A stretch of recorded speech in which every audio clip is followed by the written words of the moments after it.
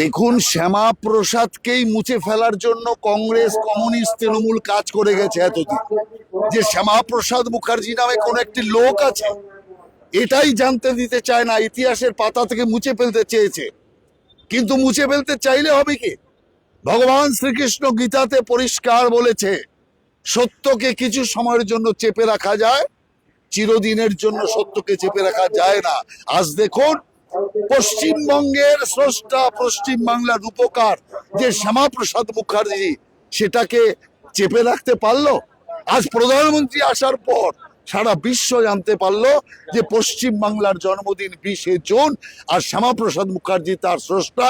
আর এখন আজকে আমরা এসছি তার দুদিন বাদেই শ্যামাপ্রসাদ মুখার্জির বলিদান দিবস। বলিদান দিবস কেন? মৃত্যু নয়, যিনি দেশের জন্য প্রাণ দিয়েছেন, এটা আপনি জেনে রাখুন।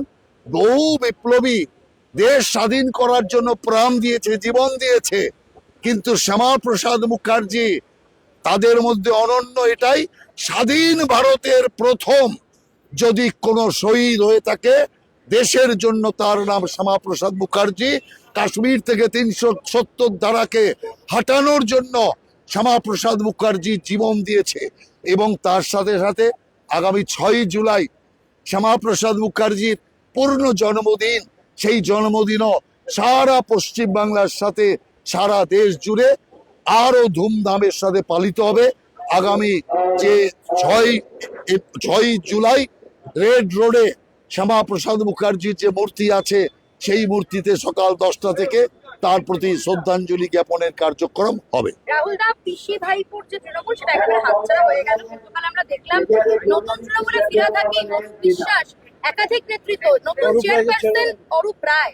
দেখুন, আমি তো আগেই বলেছিলাম মমতা ব্যানার্জি ছাড়া কেউ থাকবে না। আজ দেখুন সেই পরিণতি হয়েছে।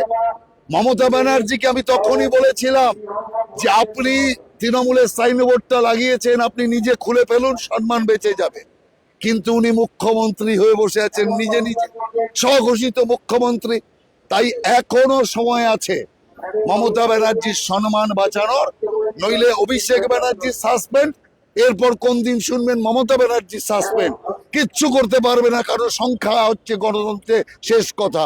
সেই জন্য মমতা ব্যানার্জির উচিত অবিলম্বে রাজনীতি থেকে অবসর গ্রহণ করা। রাজনীতি থেকে অবসর গ্রহণ করলে অন্তত সম্মান কিছুটা বেঁচে যাবে বলে মনে হয়।